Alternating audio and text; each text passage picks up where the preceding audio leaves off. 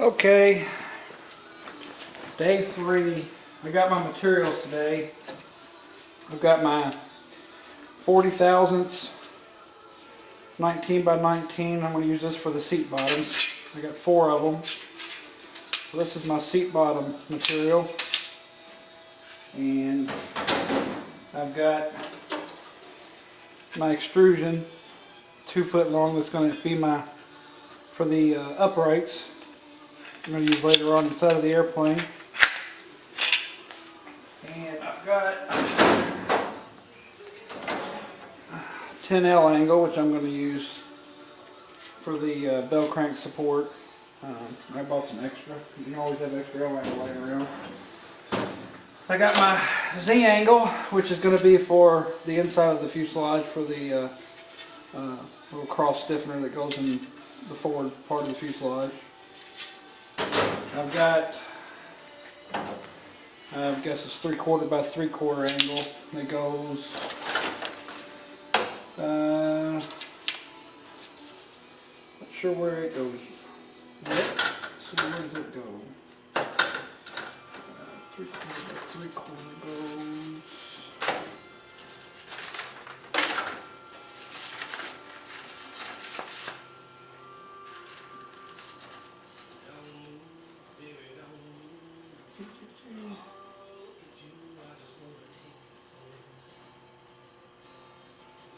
3/4 by 3/4 for the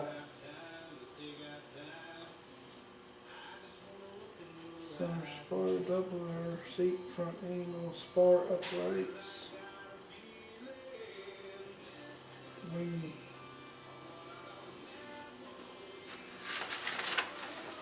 This is 6ZU22.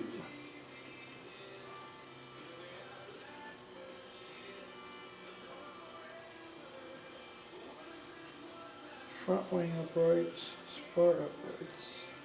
Oh yeah, these are the reinforcements for the inside of the center section, front and back. So that's what these are for, right here. So that takes care of that. And I've got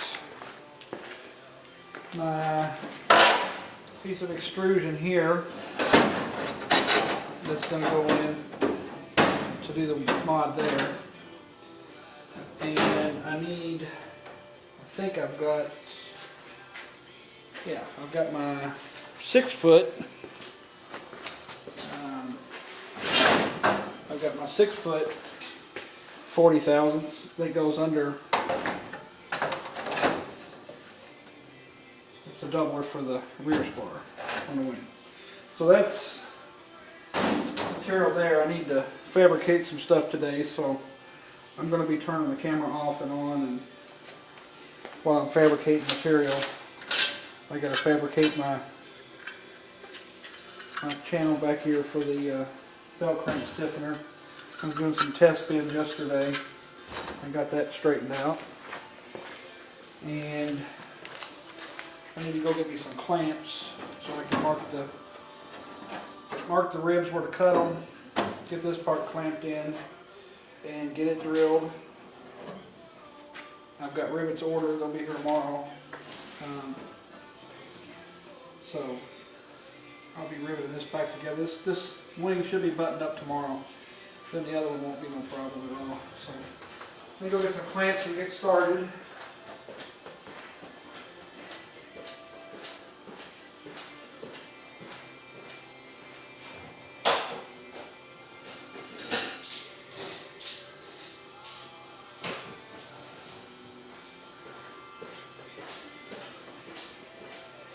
I talked to Roger today at Zenith, and I tell you, Zenith, I don't know how they're putting up with it. They got to get 1,000 phone calls a day, but Roger's been extremely helpful. And he told me that yesterday I drilled out the rivets, and he may have done that on the first wing, I'm not sure, I didn't ask him, but he said that there's another way to do it, which I'm going to do on the second wing, which I'll be doing over the weekend. and we'll see if that method works easier. It's using a rivet gun, and just basically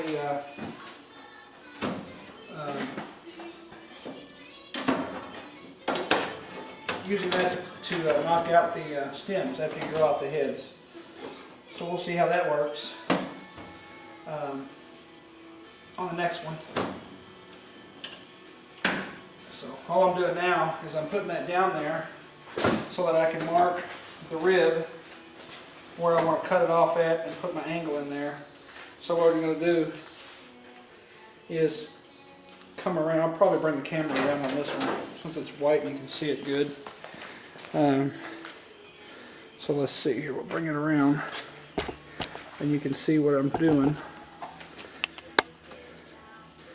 And here we go. We'll bring it a little bit of a close up here. Okay, let me go get my pen, my marker. I don't want a big one in the narrow one. I should have some over here on the table. I'll use red so you can see it. And basically just going to come down to there, and the top of it's going to be here, and we're going to cut a relief and then come down at an angle, which I'll straighten out, but just for, so you're going to basically cut it like that. That lets this sit down. So all I have to do, I just want them a little bit longer than the ribs. So let me back this up now that you see exactly what I'm doing there.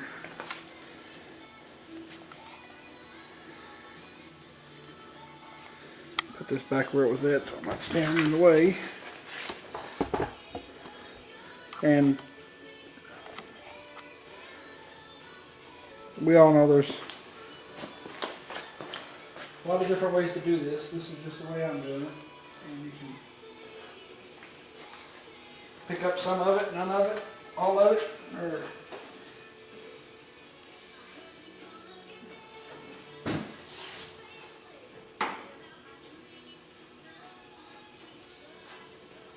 alright. So basically, I'm going to come up about just about an eighth of an inch from the bottom and cut that out. So you pull this back out.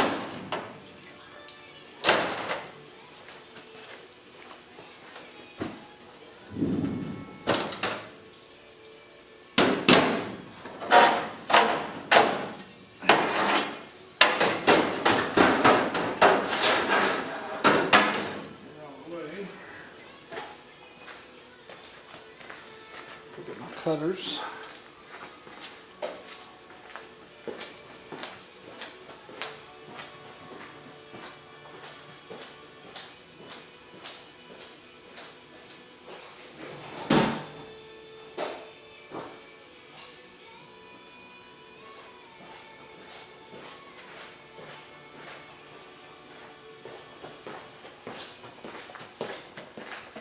All right.